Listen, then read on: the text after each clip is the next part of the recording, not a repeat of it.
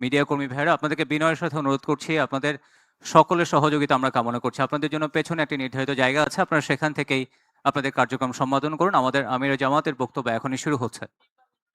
Assalamu alaikum wa rahmatullah and good evening to all. Alhamdulillahi Rabbil Alameen. Wassalatu wassalamu ala Rasulihil Kareem wa ala alihi wa sahbihi wa ahli baiti ajma'in.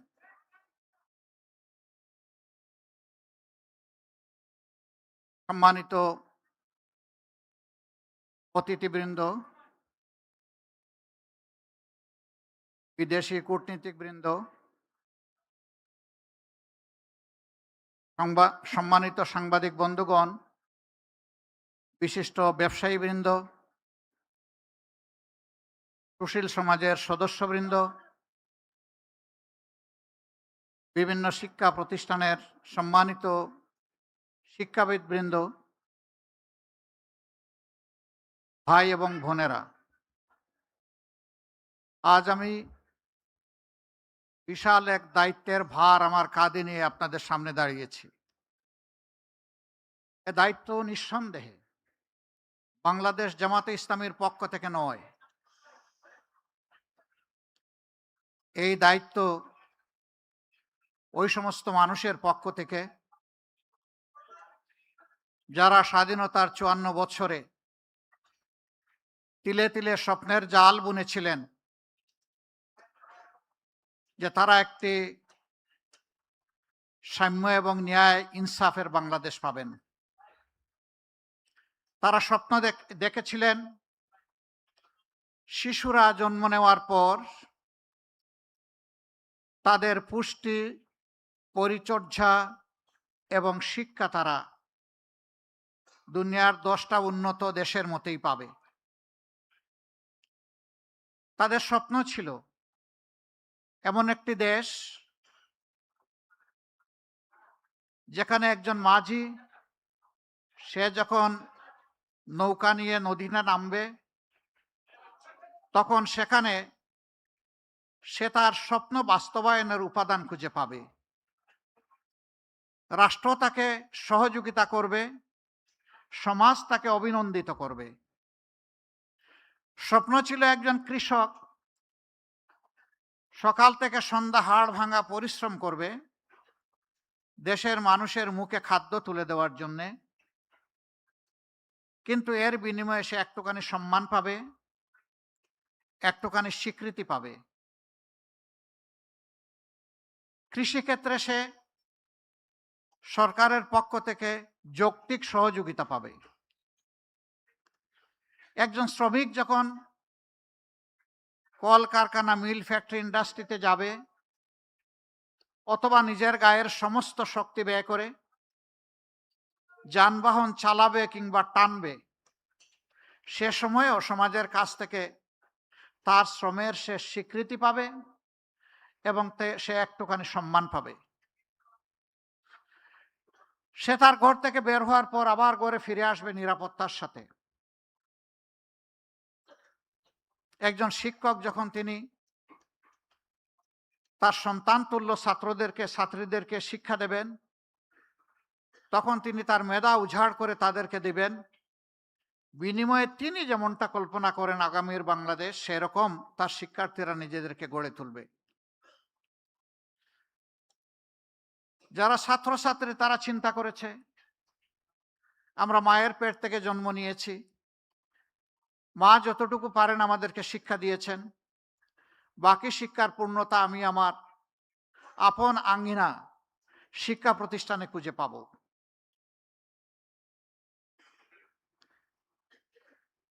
একজন কুটির শিল্পী তিনি চিন্তা করেছেন, আমার তো পুঁজি অল্প, কিন্তু আমি আমার এই পুঁজি দিয়ে আমার দেশ গড়ার কাজে আমার হাতকে আমি এগিয়ে দিতে চাই। বিনিময়ে আমি একটুখানি স্বীকৃতি এবং সম্মান চাই, আমি একটুখানি নিরাপত্তা চাই। একজন মা তিনি চিন্তা করেছেন, আমি নারী হিসাবে আমার কর্মক্ষেত্র ভিন্ন ভিন্ন। প্রথমে আমার সন্তানদেরকে আমি ধারণ করেছি, আদরে যত্নে ভালোবাসায় বুকের দুধ দিয়েছি, এরপরে তিলে তিলে তাদেরকে মানুষ করার জন্য আমার সবটুকু দিয়ে আমি চেষ্টা করেছি। আমি চাই আমার সম্মানটা, স্বীকৃতিটা একজন মা হিসাবে। আমি চাই আমার সন্তানটা হবে এমন একটি সমাজের নাগরিক, যেই নাগরিক আমার সন্তান এবং আমাকে শতভাগ নিরাপত্তা বিধান করবে। একজন সাধারণ নাগরিকের আকাঙ্ক্ষা ছিল, কোনো অশুভ শক্তি যদি তার অধিকারের উপরে হাত দেয়, তাহলে সে যখন বিচারের আঙ্গিনায় যাবে, সেখানে সে ন্যায় বিচার পাবে। আমাদের দেশের মানুষের প্রত্যাশা আকাশচুম্বী নয়। আমাদের দেশের মানুষের প্রত্যাশা খুবই সীমিত। কিন্তু আমরা যদি নিজেদেরকে প্রশ্ন করি, সেই অধিকার, মর্যাদা এবং প্রত্যাশার জায়গাটা আমরা ৫৪ বৎসরে তৈরি করতে পেরেছি কিনা? নিঃসন্দেহে স্বীকার করতে হবে আমরা পারিনি। আজকে ঘরে বাইরে কোথাও শান্তি নেই, সম্মান নেই, নিরাপত্তা নেই। আজকে চতুর্দিকে আমাদের শিক্ষিত যুবক যুবতীদের বেকারত্বের যন্ত্রণায় হাহাকার। কেন? এ দেশটা তো এমন হওয়ার কথা ছিল না। আসলেই কি আমাদের রিসোর্স বা সম্পদের অভাব, নাকি অন্য কিছু? সম্পদের অভাব আমি স্বীকার করি না। অভাব যদি সম্পদের হতো, তাহলে ১৫.৫ বছরে আমাদের দেশ থেকে ২৮ লক্ষ কোটি টাকা বিদেশে পাচার হলো কিভাবে? এই পাচারকৃত অর্থই শুধু লুটপাটের অর্থ নয়, এর বাইরে অজানা অনেক অর্থ রয়ে গেছে। আমাদের সংকট, আমাদের সমস্যা, আমাদের অভাব হচ্ছে দায়বদ্ধতা, সততা, চরিত্র এবং দেশপ্রেমের। এই জায়গাটা যদি সঠিক থাকতো, তাহলে অবশ্যই আমি কে এটা চিন্তা করার আগে আমি ভাবতাম আমার দেশটা কোথায়। আমরা রাজনীতিতে বলে থাকি খুব চড়া গলায়, ব্যক্তির চেয়ে দল বড়, দলের চেয়ে দেশ বড়। বাট ইনফ্যাক্ট আমরা কি ৫৪ বৎসরে তার স্বাক্ষর রাখতে পেরেছি? বরঞ্চ বিবেক দিয়ে, হৃদয় দিয়ে যদি চিন্তা করা যায়, তাহলে স্বীকার করতেই হবে আমরা জাস্ট স্লোগানের উল্টাটাই করেছি। আমার দেশের চেয়ে আমার দল বড়, দলের চেয়ে আমি বড়, এবং সেইটাই কর্মক্ষেত্রে বাস্তবে প্রমাণিত হয়েছে। এ বৈষম্য শুধু ৫৪ বছরের বাংলাদেশে না, এর আগেও ছিল, তারও আগে ছিল। এই জন্য ৪৭ থেকে এই জাতির স্বাধীনতার সূচনা, পরবর্তী পর্যায়ে বঞ্চনার হাত ধরে আবার ৭১, এরপরে আবার দফায় দফায় অনেক গণ অভ্যুত্থান, এবং শেষ পর্যন্ত এসে ঠেকেছে ২৪-এ। এই ২৪-এ অতি সামান্য একটা দাবি নিয়ে আমাদের তরুণ এবং যুব সমাজ, তারা প্রথমে আওয়াজ তুলেনি। তারা নিয়মতান্ত্রিকভাবেই চেয়েছিল যে দাবি ১৮ সালে মেনে নেওয়া হয়েছিল, সেই দাবিকে পাল্টে ফেলা হয়েছিল নিজেদের নিয়ন্ত্রিত কোর্টের ঘাড়ে বন্দুক রেখে তৎকালীন সরকারের পক্ষ থেকে। এই জন্যে ২৪শে জুলাইতে আমাদের ছাত্র সমাজকে বাধ্য করা হয়েছে রাস্তায় নামতে। অযৌক্তিক কোটার সংস্কার সাধন করে যৌক্তিক কোটা এবং মেধার স্বীকৃতিকে নিশ্চিত করার জন্য তাদের এই দাবি ছিল। অতীতের মতোই সেই আবার গায়ের জোর, অস্ত্রের জোরে এই দাবিকেও দমিয়ে দেওয়ার চেষ্টা করা হলো। এই দাবি নিয়ে প্রথমে ঢাকা বিশ্ববিদ্যালয়ের ছাত্রছাত্রীরা তারা সোচ্চার হয়েছিল। পর্যায়ক্রমে সারা বাংলাদেশের ১৮ কোটি মানুষই তাদের সাথে সামিল হয়ে গেল, এবং এই দাবি আদায়ের পথে প্রথম যে বাঁক ছিল, টার্নিং পয়েন্ট ছিল ১৫ জুলাই রাতের বেলা ঢাকা বিশ্ববিদ্যালয়ে, যখন ছাত্রীদের উপর অত্যন্ত পৈশাচিক নির্মম কায়দায় তৎকালীন ফ্যাসিস্ট সরকারের লেলিয়ে দেওয়া লোকেগুলা ঝাঁপিয়ে পড়েছিল। আমাদের মেয়েদের গায়ে হাত লাগার সাথে সাথে সারা বাংলাদেশ সেদিন জ্বলে উঠেছিল। প্রতিটি ঘর থেকে প্রতিবাদের আওয়াজ উচ্চারিত হয়েছিল।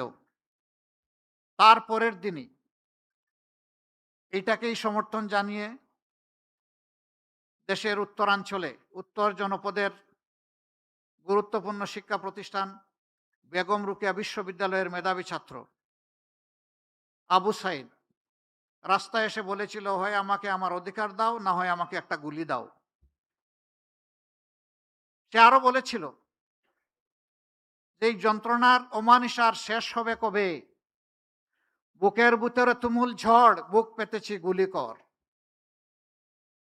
1, 2, 3টা গুলি তার বুকে পড়ল এবং তাকে দুনিয়া থেকে বিদায় করে দেওয়া হলো। শেষ পর্যন্ত তার এই মার্ডারটি নিয়েও রাজনীতি করা হলো। অবশ্য সত্য আলটিমেটলি প্রতিষ্ঠিত হয়েছে। এরপরে লাশের পর লাশ, সারা বাংলাদেশের রাজপথকে লাশ দিয়ে ভরে দেওয়া হলো। কম বেশি 1400 জন তরুণ, যুবক, যুবতী, শিশু, আবাল, বৃদ্ধ, বনিতা, শ্রমিক, ব্যবসায়ী, শিক্ষক, বিভিন্ন শ্রেণী পেশার মানুষ এই গণ উত্থানে বিপ্লবে জীবন দিয়েছেন। আমি আজ গভীর শ্রদ্ধার সাথে 71 এবং 24-এর সমস্ত শহীদদেরকে স্মরণ করছি। অবশ্য 47 না হলে 71-এর ওই মানচিত্র আমরা পেতাম না। আবার 71 না হলে এই রাষ্ট্রকে মেরামত করার জন্য 24 আমরা পেতাম না। কাজেই প্রত্যেকটা একটা আটটার সাথে সম্পর্কিত। সম্মানিত সুধীমণ্ডলী, একটি রাজনৈতিক দলের ইশতেহার একটি নির্বাচনকে সামনে রেখে এটি কোনো দলীয় কর্মসূচি নয়, বরঞ্চ একটি জাতির প্রতি একটি দলের চিন্তা, তার ভিশন, তার পরিকল্পনা এবং কিভাবে সে আগামীর দেশটাকে সাজাতে চায় তার একটি জীবন্ত দলিল, যা জনগণের কাছে এটি জীবন্ত একটি ডকুমেন্ট হিসাবে থাকবে। রাজনৈতিক দলগুলা যে ইশতেহার প্রকাশ করে থাকে, কার্যত সমাজের প্রতি এটি তাদের দায়বদ্ধতা এবং অঙ্গীকার। 5 বছর যদি জনগণ তাদেরকে দেশ পরিচালনার সুযোগ দেয়, তাহলে জনগণের অধিকার রয়েছে ইশতেহারের প্রত্যেকটি পয়েন্ট দিন, সপ্তাহ, মাস এবং বছর গুণে ওই দলের কাছ থেকে আদায় করে নেওয়া, বুঝে নেওয়া। এটা জনগণের অধিকার। আমরা সেই অধিকারটাই তুলে দিতে আজকে এখানে দাঁড়িয়েছি। আমরা এমন একটা বাংলাদেশ গড়তে চাই যে বাংলাদেশের প্রত্যাশা, আমি বিভিন্ন শ্রেণী পেশার মানুষজন যাদের কথা বললাম তারা যেটা প্রত্যাশা করেন।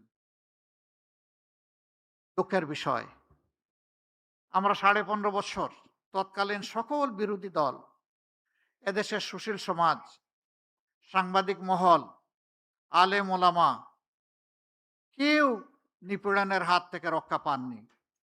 আমরা মজলুম ছিলাম। কিন্তু 5 আগস্টের পর অনেকেই অতীতের স্মৃতি মনে হয় যেন আমরা ভুলে গেছি। আমরা যদি স্মরণ রাখতাম তাহলে জুলাই যোদ্ধাদেরকে আমরা কলিজার ভিতর থেকে আমরা তাদেরকে সম্মান করতাম, ভালোবাসতাম, তাদের আকাঙ্ক্ষাকে ধারণ করতাম, কনসিভ করতাম, আর তাদের আকাঙ্ক্ষা বাস্তবায়নে নিজেরা অঙ্গীকারবদ্ধ হয়ে এগিয়ে আসতাম। হ্যাঁ, কেউ এসেছি, কেউ আসতে পারেনি। কেউ এসেছি পরিচ্ছন্ন একটি বাংলাদেশ গড়ার অঙ্গীকার নিয়ে, নতুন একটি বাংলাদেশ গড়ার অঙ্গীকার নিয়ে। যে পথে বাংলাদেশ চলছে সেই পথ থেকে বাংলাদেশকে রাজপথে, রাজনীতির রাজপথে উঠানোর অঙ্গীকার নিয়ে। আবার এ সময়ের ভিতরেই কেউ কেউ নিজেদের ভাগ্য গড়ার জন্য লেগে গেছেন এবং নানাভাবে দেশের মানুষকে তারা কষ্ট দিচ্ছেন, যার সাক্ষী আপনারা সকল, যার সাক্ষী 18 কোটি মানুষ। আমরা বড় বিনয়ের সাথে তাদেরকে অনুরোধ করেছিলাম, আমরা ছিলাম মজলুম, আমরা যেন কোনো অবস্থাতে না হই জালিম। মজলুম তো মজলুমের দুঃখ বুঝবে, মজলুম জালিম হবে কেন? আমি জানি না আমাদের এই আবেদন সবাইকে আমরা বুঝাতে পেরেছি কিনা। আজকে আমি একজন আহত সৈনিক। গত কয়েকদিন ধরে দেখেছেন যে আমার উপর চতুর্দিক থেকে মিসাইল নিক্ষেপ করা হচ্ছে। আমি কোনো অ্যান্টি মিসাইল ইউজ করব না। বরঞ্চ আমার রাজনৈতিক সহকর্মীদেরকে আজকে আপনাদেরকে সাক্ষী রেখে যারা সম্পূর্ণ অন্যায়ভাবে আমার চরিত্র হনন করেছেন, আমি তাদের সবাইকে ক্ষমা করে দিলাম। কারণ আমার রক্ত এবং মেজাজের সাথে প্রতিশোধ মানায় না, যায় না। আমি প্রতিশোধের রাজনীতিতে বিশ্বাস করি না। আমি বিশ্বাস করি আমি যদি আমার কোনো সহকর্মীকে, বন্ধুকে, ভাইকে তার ভুলের জন্য ক্ষমা করতে পারি, তাহলে আমিও সমাজের কাছে একদিন আমার ভুলের জন্য ক্ষমা আশা করতে পারি। কিন্তু সেই আমি মানুষটাই যদি প্রতিশোধের রাস্তা ধরে হাঁটতে চাই, তাহলে আমার উপর থেকে আরেকজনের প্রতিশোধ নেওয়ার অধিকার তৈরি হয়ে যায়। এই প্রতিশোধ, প্রতিহিংসার রাজনীতি করে করে আমাদের সমাজকে, দেশকে অনেক ক্ষতি করে ফেলেছে। ওই পিছনের রাজনৈতিক কালচার আর ধারণ করে চলতে চাই না। ওগুলাকে সম্পূর্ণ পিছনে ফেলে যুব সমাজের হাত ধরে এখন সামনে এগিয়ে যেতে চাই। আমি বিলিভ করি আমাদের যুব সমাজ অনেক পটেনশিয়াল। আমাদের যুব সমাজ আমাদের চাইতে অনেক ফ্রেশ। তারা অনেক ইনোভেটিভ এবং প্র্যাগমেটিক। তারা পারবে ইনশাআল্লাহ। যেভাবে তারা পেরেছে জুলাইতে, ওভাবেই পারবে আগামীর একটা বাংলাদেশ গড়ে দিতে। সেই যুব সমাজের প্রত্যাশাকে, আকাঙ্ক্ষাকে ধারণ করেই আমরা আমাদের ইশতেহার রচনা করেছি। ইশতেহার রচনা করেছি মায়ের জাতিকে সম্মান দেওয়ার জন্যে। ইশতেহার রচনা করেছি শিশুদেরকে নিরাপদ আবাসভূমি তৈরি করে দেওয়ার জন্যে, তার মেধা বিকাশের উপযুক্ত পরিবেশ নিশ্চিত করার জন্যে। আমরা তৈরি করেছি সুস্থ জাতি গঠনের জন্য শারীরিক সুস্থতার প্রয়োজনে যা দরকার সেই সমস্ত সার্ভিস নিশ্চিত করার জন্য। আমরা যে কৃষকরা আমাদের মুখে খাবার তুলে দেন, সেই কৃষকদের জীবনে আমরা বিপ্লব আনতে চাই। আমরা চাই না পুরানা দাসের সেই কৃষিতে তারা পড়ে থেকে অতি অল্প পুঁজি নিয়ে হামাগুড়ি খাবেন। বরঞ্চ বিশ্বের অনেক দেশ আমাদের বহু পরে স্বাধীনতা লাভ করার পরে কৃষিতে তারা বিপ্লব সাধন করেছে। একসময় তাদের দেশ ছিল আমাদের মতো ইম্পোর্ট ডিপেন্ডেন্ট, এখন তারা হয়ে গেছে এক্সপোর্ট ওরিয়েন্টেড। আমরা পারবো ইনশাআল্লাহ। বিশ্বে অন্য কেউ পারলে আমরাও পারবো। এবং আমাদের মানুষেরা প্রমাণ করেছে এদেশের মানুষ ভালো। তো সমস্যাটা কোথায়? মানুষ যদি ভালো হয় দেশ কেন আগায় না? দেশ তো আগাবে। বাংলাদেশ নামক উড়োজাহাজের ককপিটে যারা বসে আছেন তারা যদি প্রপারলি ডাইভ করেন, তা না হয় দেশ আগাবে। প্যাসেঞ্জার তো আগায় নিতে পারবে না।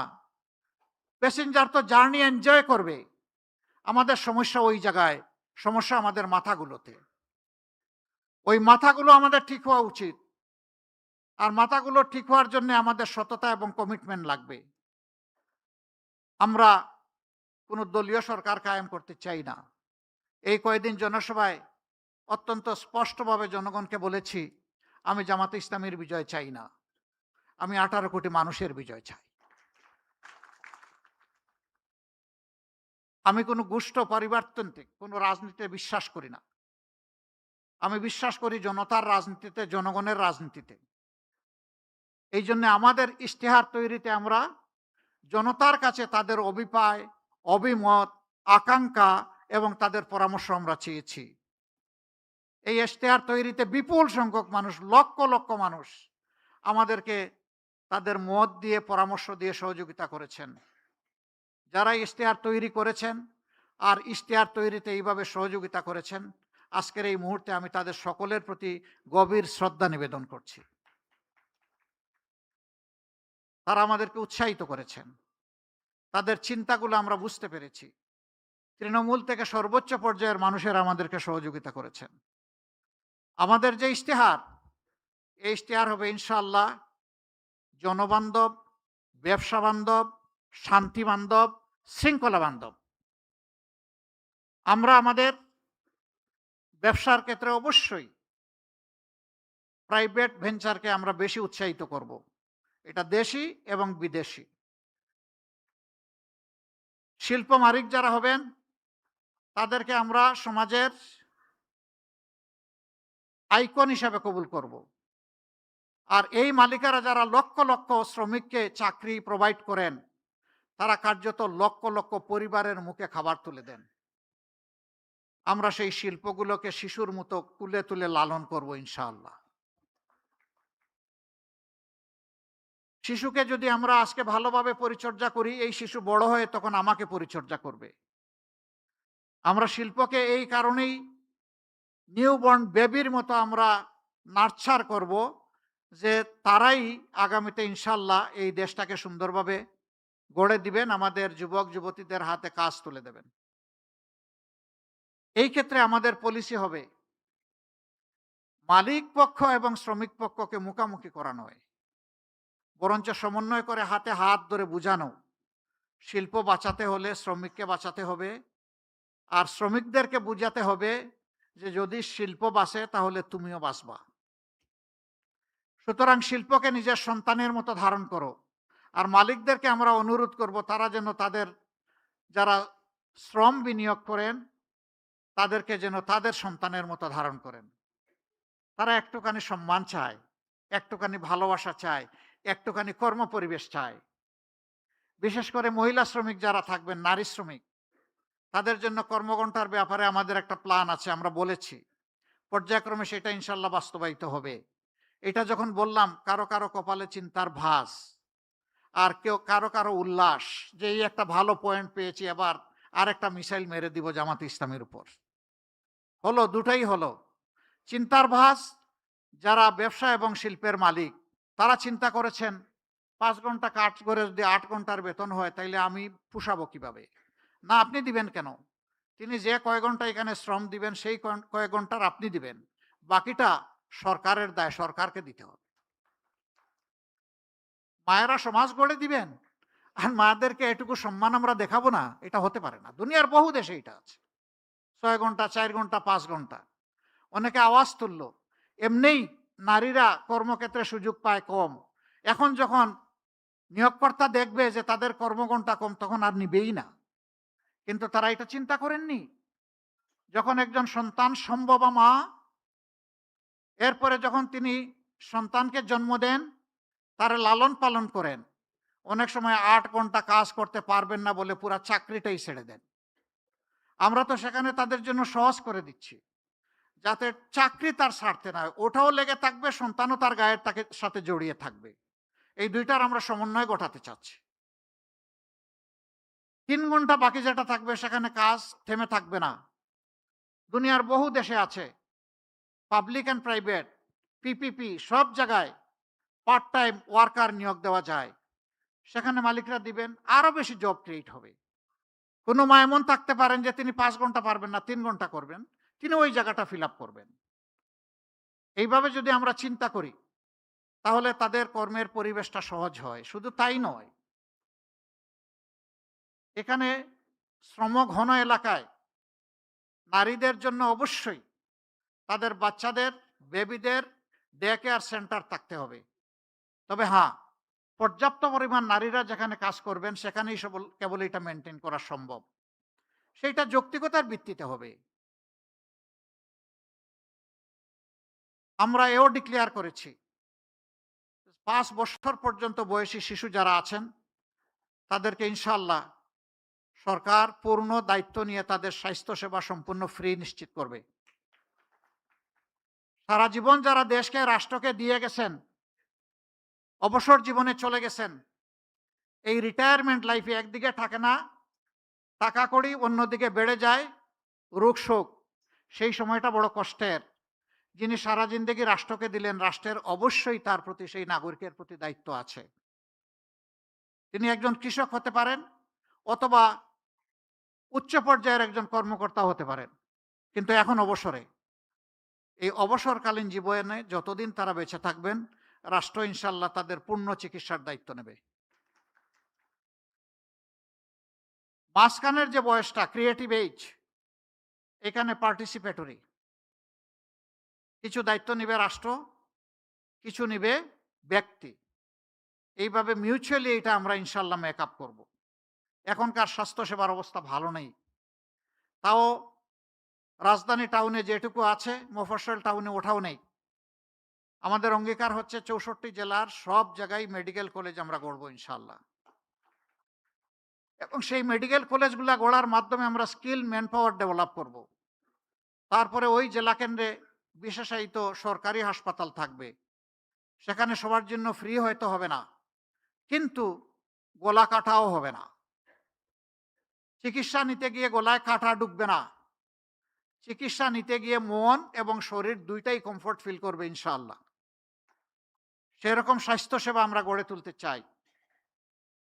শিক্ষার ক্ষেত্রে আমাদের অঙ্গীকার আরো স্পষ্ট। আমাদের বর্তমান শিক্ষা ব্যবস্থা হচ্ছে সার্টিফিকেট প্রোডাকশনের শিক্ষা ব্যবস্থা। আমরা এই শিক্ষাকে আমূল পরিবর্তন করতে চাই। আমাদের বিদেশি বন্ধু যারা আছেন, উন্নত শিক্ষা তারা তাদের দেশে নিশ্চিত করেছেন, আমরা তাদের সাথে বসবো। আমরা শিক্ষার দুইটা গুণগত পরিবর্তন আনতে চাই।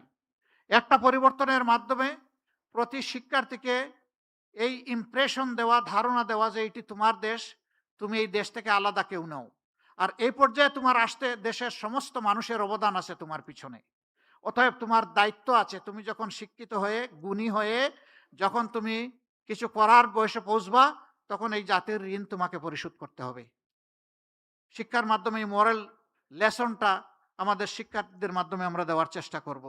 এরকম শিক্ষার্থী যারা আসে, আমি নিশ্চিত তারা তাদের দেশকে অবশ্যই ভালোবাসবে। তারা স্বার্থপর, আত্মকেন্দ্রিক, সংকীর্ণ মনে হবে না। তারা উদার, দূরদৃষ্টি সম্পন্ন হবে, সবাইকে সম্মান করতে শিখবে, সবার হক তাদেরকে দেওয়ার জন্য সে তার সবটুকু উজাড় করে চেষ্টা করবে।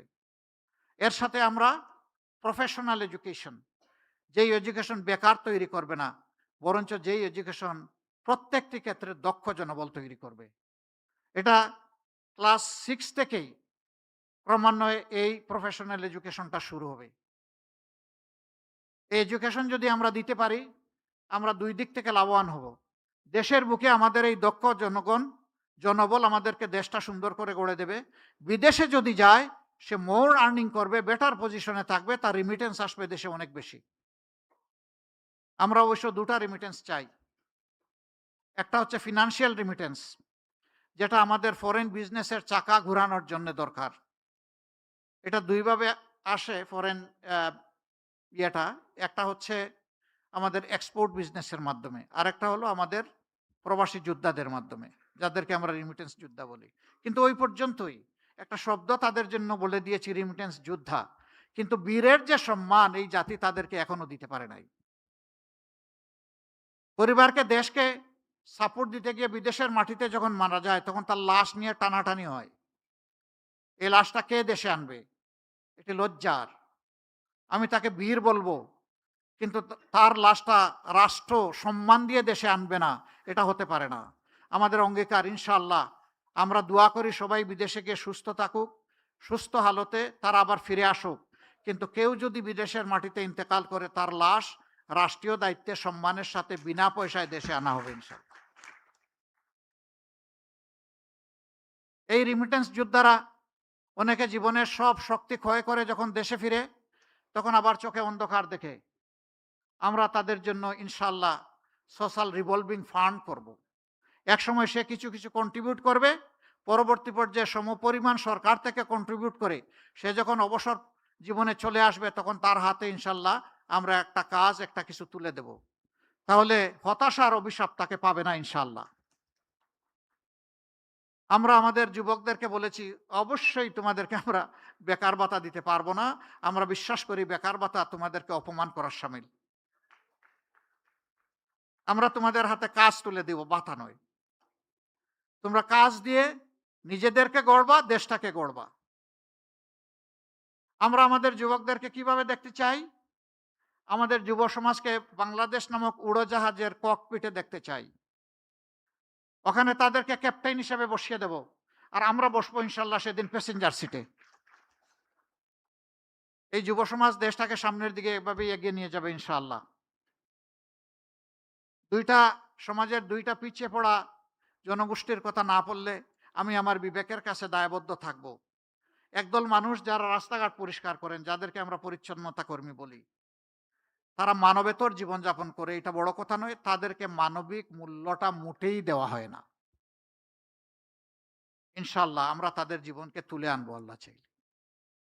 আমরা প্রমাণ করব তারাও মানুষ, আমরাও মানুষ, এবং প্রমাণ করব সরকার যারা পরিচালনা করে এদের মাঝে মানবিক একটা মন আছে, হৃদয় আছে। চা বাগান, সেই এলাকাগুলো চট্টগ্রামে আছে, সিলেটে আছে, পঞ্চগড়ে আছে, মৌলভীবাজারে আছে, বিভিন্ন জায়গায় আছে। এদের জীবন যদি দেখেন চোখে পানি আসবে। তারা কি মানুষ নয়? তারা এদেশের নাগরিক নয়? যদি তারা এদেশের নাগরিক হয়ে থাকে, মানুষ হয়ে থাকে, তাহলে তাদের এই অবস্থা হবে কেন? তাদের জীবন মানে ইনশাআল্লাহ, আল্লাহ যদি আমাদেরকে সুযোগ দেন, আমরা যুগান্তকারী বিপ্লবিক পরিবর্তন আনব। তাদের সন্তানেরাও একদিন এমনভাবে বেড়ে উঠবে যে ওই চা বাগান থেকে বেরিয়ে আসা একজন মানুষ, সেও দেশের প্রধানমন্ত্রী হবে ইনশাআল্লাহ। তাহলেই সমাজের প্রতি ইনসাফ হবে। আমাদের এখানে পাহাড় সমতল নিয়ে কথা আছে। দেশ খুবই ছোট, বিপুল সংখ্যক জনবল আমাদের। এই দেশে পাহাড় এবং সমতলের ব্যবধান আমরা ঘুচিয়ে সমতল করতে চাই। এই রেষারেষি, হিংসা দূর করতে চাই। পাহাড়ে যারা বসবাস করেন, তারা যদি তাদের ন্যায্য পাওনা থেকে বঞ্চিত হয়ে থাকেন, তাহলে অগ্রাধিকার ভিত্তিতে আমরা তাদের হাতে তাদের পাওনা তুলে দেব ইনশাআল্লাহ। তারা যেন আস্থা এবং গর্বের সাথে মনে করে এই দেশটা আমার, এ দেশ আমাকে গড়তে হবে। কিন্তু হয়তোবা কিছু ক্ষেত্রে তাদের ন্যায্যতা থেকে তারা বঞ্চিত হওয়ার কারণে তাদের এই দুর্বল জায়গায় টোকা দিয়ে কেউ কেউ তাদেরকে খেপিয়ে তুলে দেশের বিরুদ্ধে ক্ষতি করার চেষ্টা করে, এবং পাহাড়ে একটা অশান্তি লেগে আছে। আমরা সেই অশান্তি আর দেখতে চাই না। আমরা এই অশান্তির অবসান চাই। এই পাহাড় রক্ষা করতে গিয়ে আমার জানা মতো 10,000-এর অধিক সেনাবাহিনীর সদস্যদেরকে জীবন দিতে হয়েছে। কেন? কেন আমার দেশের বুকে এত সেনা সদস্যকে জীবন দিতে হবে? এর পিছনে কারা, কারণ কি? এগুলা খুঁজে বের করে এর যৌক্তিক সমাধান করা হবে, যেই সমাধান পেয়ে সবাই আনন্দিত হবে ইনশাআল্লাহ। আমরা এইভাবে দেশটাকে আমাদের কল্পচিত্রে আমরা বিবেচনায় নিয়েছি। বাকি ডিটেলস ইনশাআল্লাহ এই ইশতেহার তৈরিতে যারা সহযোগিতা করেছেন, তারা আমাদের ওয়েবসাইটে আপলোড করেছেন, বাংলা এবং ইংলিশ। আমরা আজকে শর্ট ভার্সনটা কিছু আপনাদের হাতে তুলে দিতে পারবো। মিডিয়াম ভার্সনও সামান্য তৈরি হয়েছে, কিন্তু ডিটেলস ভার্সনটা আমাদের ওয়েবসাইটে আপনারা ব্রাউজিং করলে ইনশাল্লাহ পেয়ে যাবেন। কিউআর কোড আছে, সেটা আপনাদের হাতে আমরা সাপ্লাই দেব, এবং আপনারা আশা করি সেখান থেকে সমস্ত ইনগ্রেডিয়েন্ট উপাদানগুলো পেয়ে যাবেন ইনশাল্লাহ। এই ইশতেহার, আমি আবারও বলছি, কোনো দলের নয়, জনগণের, বিভক্তির নয়, ঐক্যের পিছনের নয়, সামনে এগিয়ে যাওয়ার। আমাদের ইশতেহার আপনাদের হাতে পৌঁছার পরেও যদি আপনাদের কোনো গুরুত্বপূর্ণ অবজারভেশন থাকে, পরামর্শ থাকে, আমরা দারুণভাবে ওয়েলকাম করব। আপনারা আমাদেরকে সেই পরামর্শ, অবজারভেশন দিয়ে সাহায্য করবেন। কারণ মানুষের জ্ঞান পারফেকশনে কখনো পৌঁছবে না, আর জানার কোনো শেষ নাই। আমি একজন লার্নার হিসাবে আপনাদের কাছ থেকে যদি শিখতে পারি, আমি আমার নিজেকে ধন্য মনে করব ইনশাআল্লাহ। আমি শিখতে চাই, আপনাদের কাছ থেকেই শিখতে চাই। আমি 18 কোটি মানুষের কাছ থেকে শিখতে চাই, যাতে তাদের একজন হয়ে তাদের জন্য কাজ করতে পারি আমরা। তাদেরকে শিখলে, রিড করলেই আমরা পারবো, আদারওয়াইজ আমরা পারবো না। আজকে যারা মূল্যবান সময় ব্যয় করে এখানে এসেছেন, আমাদেরকে আপনারা উৎসাহিত করেছেন, আমি আমার এবং প্রিয় সংগঠনের পক্ষ থেকে আপনাদেরকে একদম হৃদয় উজাড় করা অভিনন্দন, ধন্যবাদ এবং কৃতজ্ঞতা জানাচ্ছি।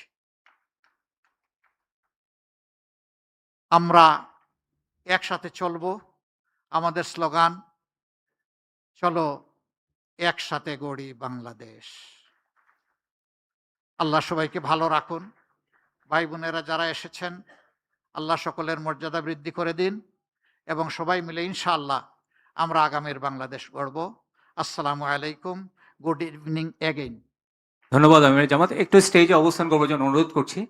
সম্মানিত অতিথিবৃন্দ, এ পর্যায়ে আমরা স্টেজে আসবার জন্য বিনীতভাবে অনুরোধ করছি বাংলাদেশ জামায়াত ইসলামের সম্মানিত সেক্রেটারি জেনারেল মিয়া গোলাম পরোয়ার সাহেবকে। এ পর্যায়ে বাংলাদেশ জামায়াত ইসলামের নির্বাচনী ইশতেহারের মোড়ক উন্মোচন করছেন বাংলাদেশ জামায়াত ইসলামের সম্মানিত আমির ডক্টর শফিকুর রহমান, এবং সাথে অংশগ্রহণ করছেন বাংলাদেশ জামায়াত ইসলামের সম্মানিত secretary general Mia Golam Parwar. We would like to respectfully request Amir of Bangladesh Jamaat Islami to formally unveil the National Election Manifesto.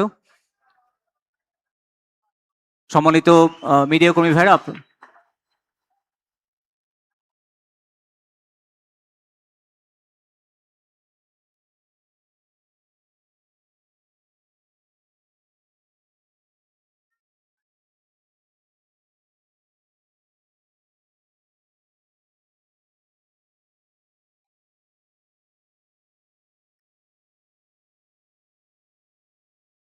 ধন্যবাদ। থ্যাংক ইউ ভেরি মাচ সম্মানিত আমির জামাতকে।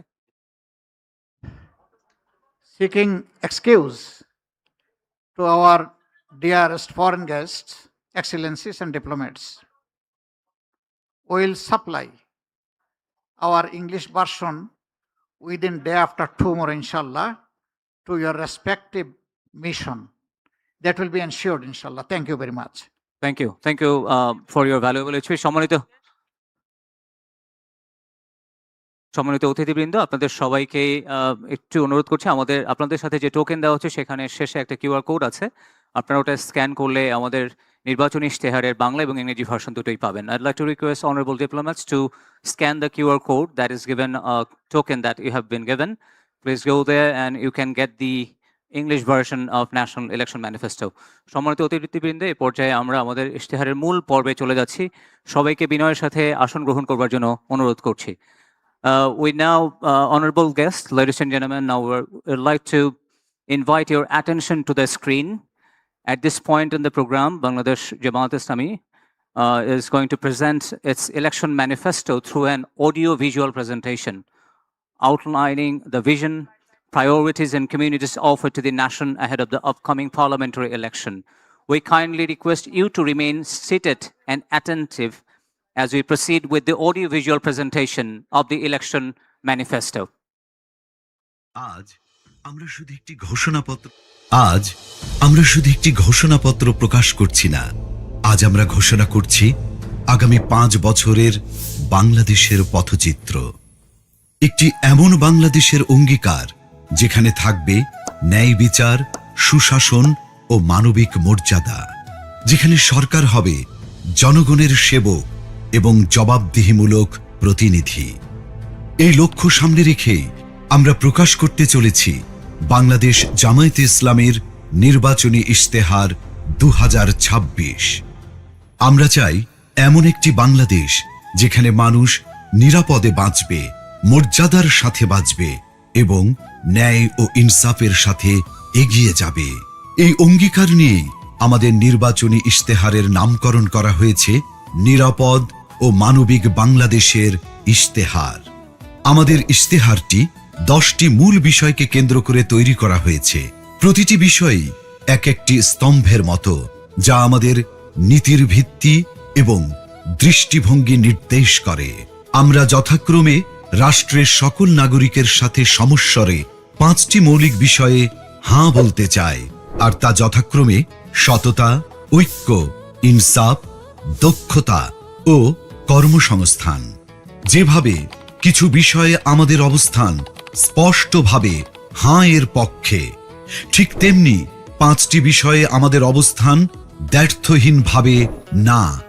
আমরা শক্তভাবে না বলতে চাই দুর্নীতি, ফ্যাসিবাদ, আধিপত্যবাদ, বেকারত্ব ও চাঁদাবাজিকে। এই 10টি বিষয়ে আমাদের অবস্থান নির্ধারণ করে দেয় আমাদের দৃষ্টিভঙ্গি, আর এই দৃষ্টিভঙ্গিকে বাস্তবে রূপ দিতে বাংলাদেশ জামায়াতে ইসলামী আগামী 5 বছরের সরকার পরিচালনায় 26টি বিষয়কে অগ্রাধিকার দেবে। 1. জাতীয় স্বার্থে আপোষহীন বাংলাদেশ। এই স্লোগানের আলোকে স্বাধীনতা, সার্বভৌমত্ব ও জাতীয় স্বার্থে আপোষহীন রাষ্ট্র গঠন, ন্যাশনাল ইন্টারেস্ট। 2. বৈষম্যহীন, ন্যায় ও ইনসাফ ভিত্তিক একটি মানবিক বাংলাদেশ গঠন, সোশিয়াল জাস্টিস। 3, যুবকদের ক্ষমতায়ন এবং রাষ্ট্র পরিচালনায় তাদেরকে প্রাধান্য দেয়া, ইউথ ফার্স্ট। 4, নারীদের জন্য নিরাপদ, মর্যাদাপূর্ণ ও অংশগ্রহণমূলক রাষ্ট্র গঠন।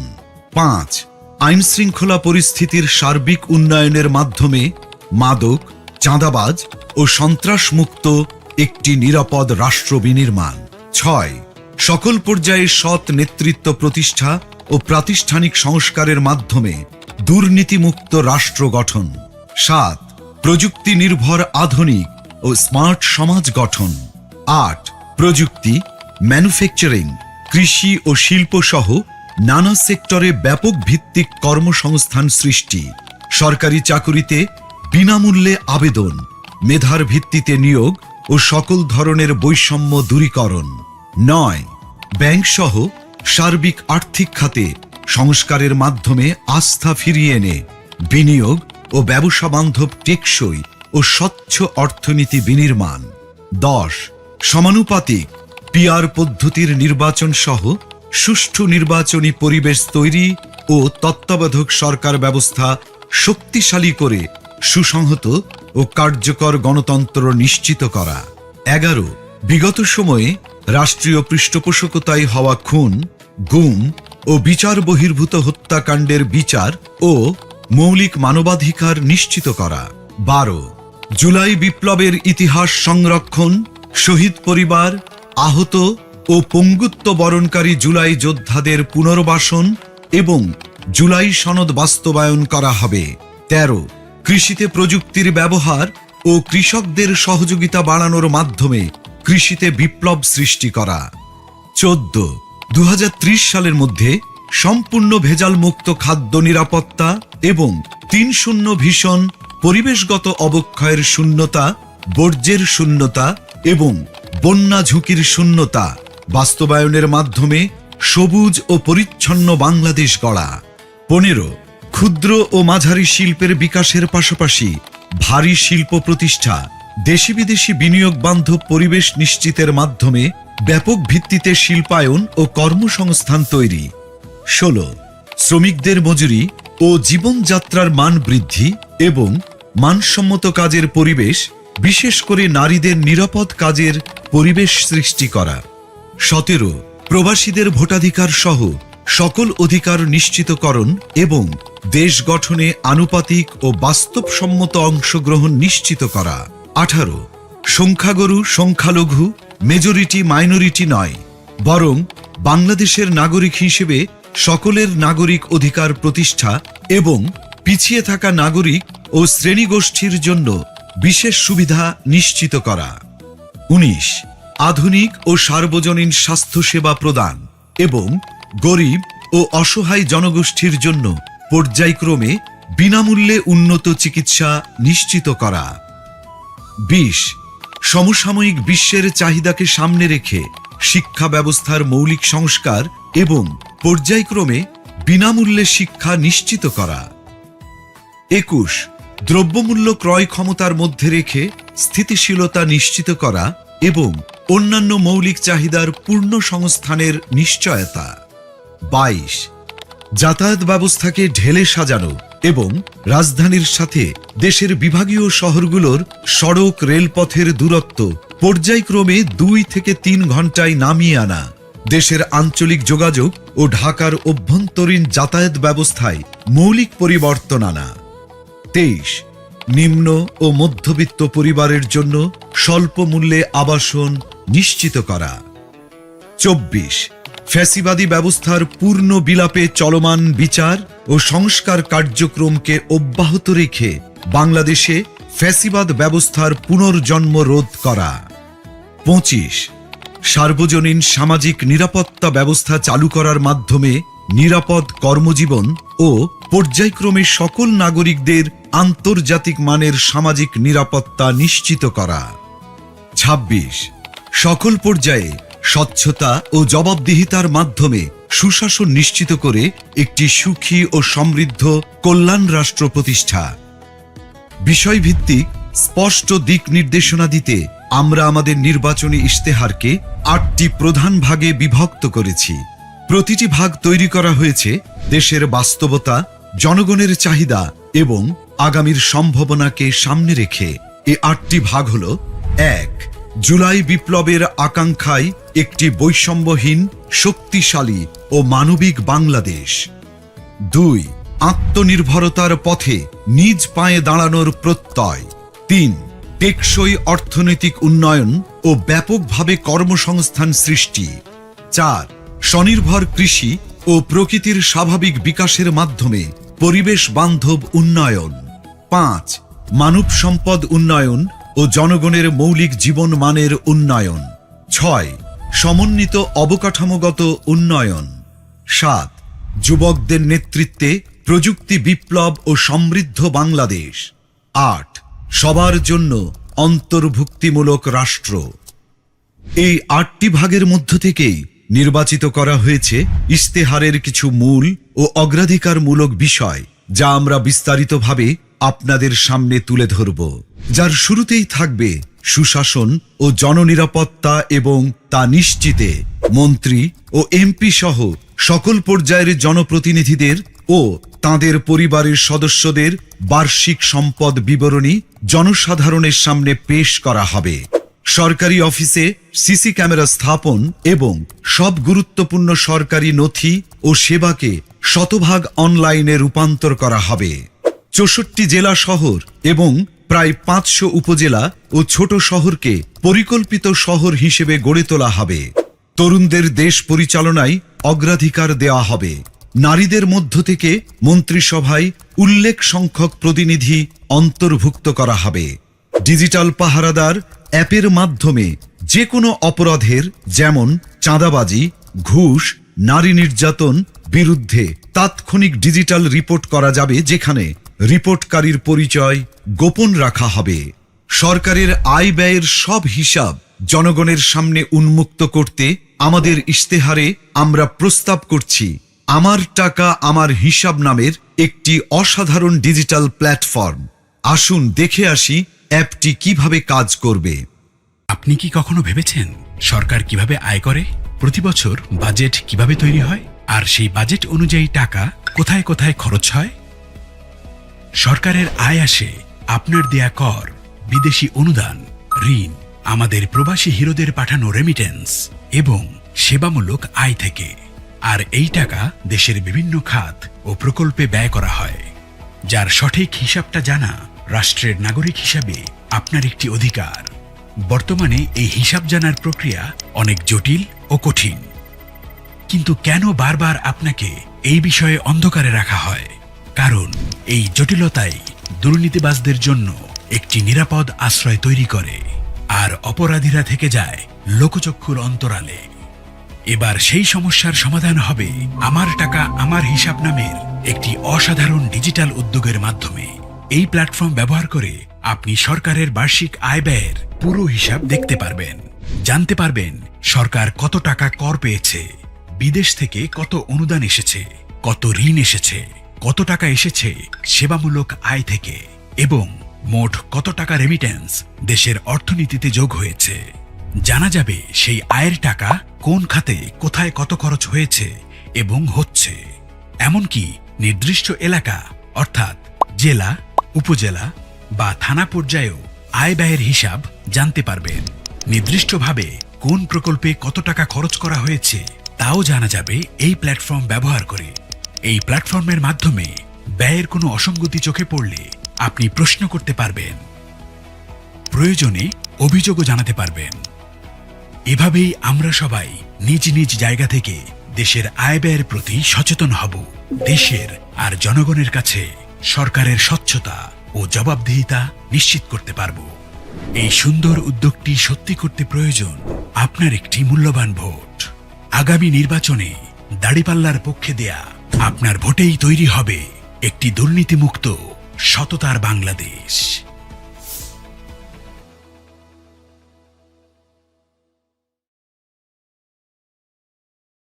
এর পাশাপাশি জননিরাপত্তা নিশ্চিত করার লক্ষ্যে চাঁদাবাজি, দুর্নীতি, সন্ত্রাস ও সামাজিক অপরাধ দমনে আমরা নিয়ে এসেছি ডিজিটাল পাহারাদার অ্যাপ।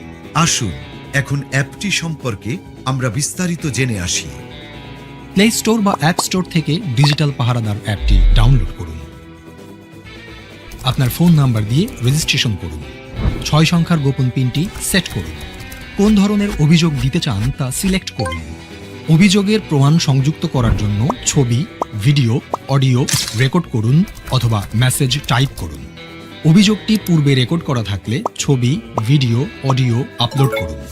আমি উপরের শর্তাবলী পড়েছি, এই লেখাটিতে টিক মার্ক দিন, তারপর জমা দিন বাটনে ক্লিক করুন। অভিযোগের 24 ঘন্টার ভেতরে দ্রুততম সময়ে ব্যবস্থা গ্রহণ করা হবে। আপনার অভিযোগটির অগ্রগতি অ্যাপটির মাধ্যমে ট্র্যাক করতে পারবেন। অভিযোগটির সর্বশেষ তথ্য আপনাকে SMS এর মাধ্যমে জানানো হবে। চাঁদাবাজি এর পাশাপাশি দুর্নীতি, ঘুষ, মাদক, সন্ত্রাস, বুলিং বা ইফটিজিং ও অপহরণ সংক্রান্ত অভিযোগ দিতেও অ্যাপটি ব্যবহার করতে পারবেন। অভিযোগকারীর নিরাপত্তা নিশ্চিত করার জন্য পরিচয় গোপন রাখা হবে। এখন অ্যাপটি প্লে স্টোর বা অ্যাপ স্টোর থেকে ডাউনলোড করো অথবা ওয়েবসাইটে ভিজিট করো। নির্ধারিত ফর্মে পরিচয়, ঠিকানা, শিক্ষাগত যোগ্যতা এবং পছন্দের দক্ষতা সিলেক্ট করো ও অন্যান্য তথ্য দিয়ে রেজিস্ট্রেশন করো। অ্যাপ থেকে কনফার্মেশন পেজে দেওয়া তথ্য অনুযায়ী নির্ধারিত তারিখে ও স্থানে প্রয়োজনীয় সকল কাগজপত্র সহ উপস্থিত থাকো। নির্ধারিত স্থানে বিশেষজ্ঞদের পরামর্শে তোমার প্রশিক্ষণের বিষয় নির্ধারণ করা হবে এবং তোমার ভর্তি প্রক্রিয়া সম্পন্ন করা হবে। প্রশিক্ষণের সময়ে প্রশিক্ষণের খরচ, থাকা খাওয়ার খরচ এবং সম্মানী সরকার বহন করবে। প্রশিক্ষণ শেষে চাকুরি, ক্ষুদ্র ব্যবসা, বিদেশ গমন ও অন্যান্য কর্মসংস্থানের উদ্যোগ গ্রহণে সরকার সহযোগিতা করবে।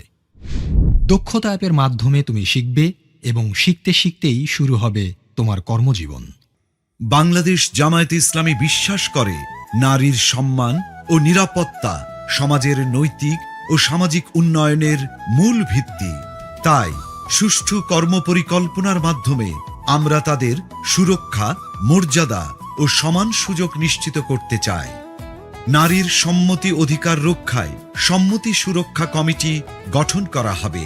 নির্যাতিত নারীর সকল প্রকার আইনি, মানসিক, আর্থিক সহায়তার জন্য প্রতিটি জেলা সদর হাসপাতালে ওয়ান স্টপ ক্রাইসিস সেন্টার স্থাপন করা হবে। কর্মক্ষেত্রে ডে কেয়ার সেন্টার উল্লেখযোগ্য পরিমাণে বাড়ানো হবে। নারী চলবে নির্ভয়ে লক্ষ্য বাস্তবায়নে 1. নারীদের জন্য আলাদা বাস সার্ভিস পিক আওয়ারে। 2. গণপরিবহনে সিসি ক্যামেরা স্থাপন। 3. মেট্রো রেলে আলাদা কম্পার্টমেন্ট চালু। 4. ইমার্জেন্সি কল নম্বর চালু করা। ও 5. নারীর নিরাপত্তায় ইমার্জেন্সি সেল স্থাপন সহ আরও অনেক কিছু। আমার আয়ের সংসার প্রকল্পের মাধ্যমে গ্রামীণ নারীদের কর্মসংস্থানের সুযোগ সৃষ্টি করে স্বাবলম্বী করা হবে। এবার আমরা জানাবো আমাদের আয়ের সংসার প্রকল্পের মাধ্যমে কিভাবে নারীদের স্বাবলম্বী ও উৎপাদনশীল করা হবে।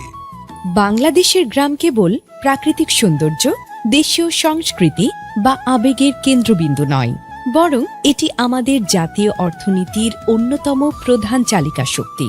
2022 সালের আদমশুমারি অনুযায়ী বাংলাদেশে 5.5 কোটিরও বেশি নারী গ্রামীণ জীবনযাপন করেন। গ্রাম বাংলার এই বিশাল নারী জনগোষ্ঠী একটি নীরব শক্তি। একবার ভেবে দেখুন তো, যদি তারা নিজেরাই কর্মক্ষম ও উৎপাদনশীল হতো, নিজের আয়ের পথ নিজেই তৈরি করতে পারত, তাহলে এদেশের ভবিষ্যৎ কতটা বদলে যেত। এই অপার সম্ভাবনাকে সত্যি করতেই বাংলাদেশ জামাতে ইসলামী পরিকল্পনা করেছে আমার আয়ের সংসার নামের একটি প্রকল্প। এই প্রকল্পের অধীনে গ্রামীণ নারীদের স্বাবলম্বী করে গড়ে তোলা হবে এবং সম্মানজনক জীবনযাপনে উদ্বুদ্ধ করা হবে। এই প্রকল্পের আওতায় একজন নারীকে আমরা কোনো ভাতা প্রদান করব না, বরং তার দক্ষতা ও পছন্দের উপর ভিত্তি করে প্রস্তুত করব সম্মানজনক কর্মক্ষেত্র। এই প্রকল্পে থাকবে হাতের কাজ ও সেলাই, অনলাইন ফ্রিল্যান্সিং, উঠান কৃষি, হাঁস মুরগির খামার, গবাদি পশুপালন, মাছ চাষ ইত্যাদি। এই প্রকল্পের মাধ্যমে আমরা একজন নারীকে প্রয়োজনীয় কারিগরি প্রশিক্ষণ দেব এবং ব্যবসা শুরুর সকল উপকরণ তুলে দেব তার হাতে। সেই সাথে বছর জুড়ে প্রকল্প পর্যবেক্ষণে নিশ্চিত করব যেন নারীর স্বাবলম্বী হবার এ যাত্রায় কোনো প্রতিবন্ধকতাই বাধা হয়ে দাঁড়াতে না পারে। এই প্রকল্প দেশের সামষ্টিক অর্থনীতিতে একটি শক্তিশালী অনুঘটক হিসেবে কাজ করবে, যা দীর্ঘমেয়াদী টেকসই উন্নয়নের পথ প্রশস্ত করবে।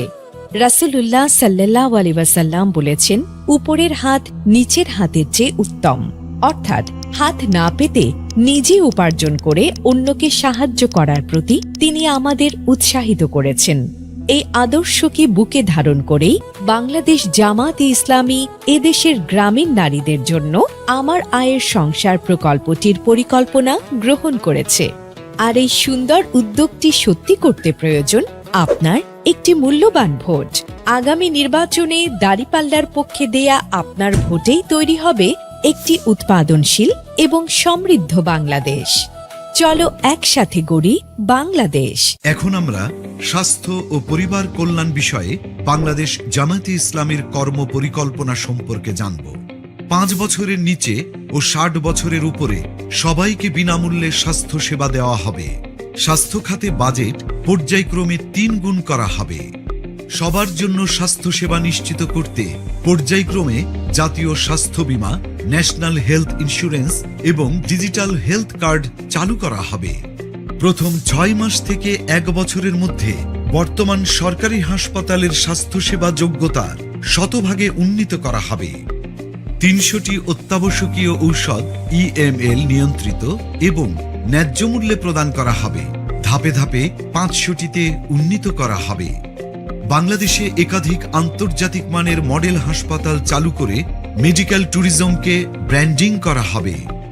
উল্লেখিত বিষয়গুলো সহ আমাদের সার্বিক কর্মপরিকল্পনা সম্পর্কে সকলকে বিস্তারিতভাবে জানাতে ও আমাদের ইস্তেহারকে জনগণের হাতে হাতে পৌঁছে দিতে আমরা তৈরি করেছি চলো একসাথে গড়ি বাংলাদেশ ওয়েবসাইট, যেখানে আমাদের সকল অঙ্গীকার ও পরিকল্পনা উপস্থাপন করা হয়েছে।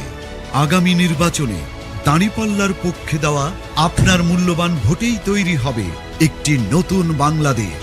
চলো একসাথে গড়ি নিরাপদ ও মানবিক বাংলাদেশ।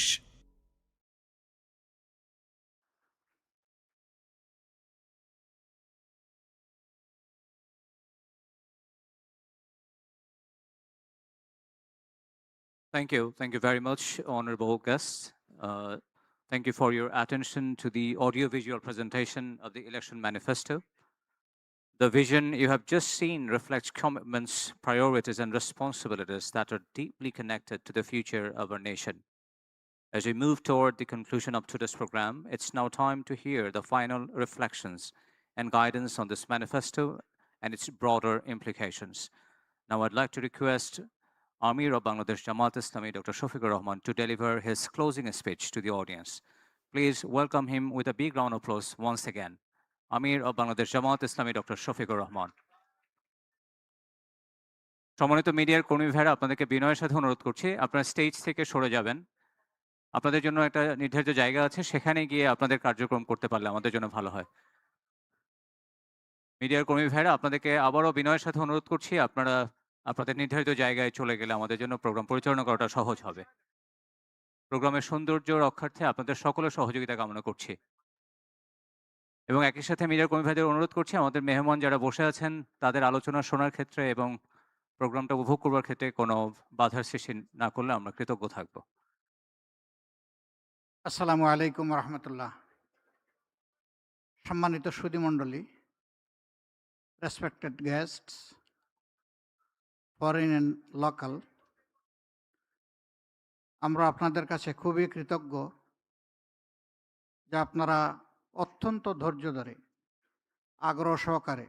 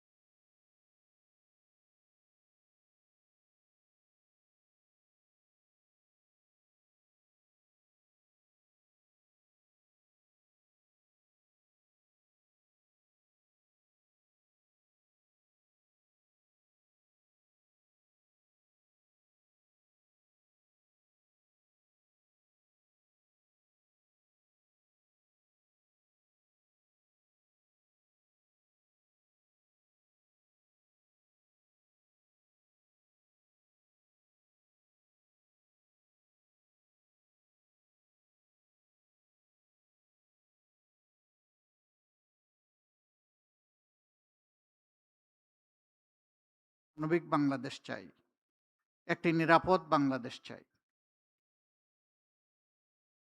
আমরা শ্রেণীতে শ্রেণীতে সীমাহীন বৈষম্যটা দূর করতে চাই এবং সকলের জন্য ন্যায় বিচার নিশ্চিত করতে চাই।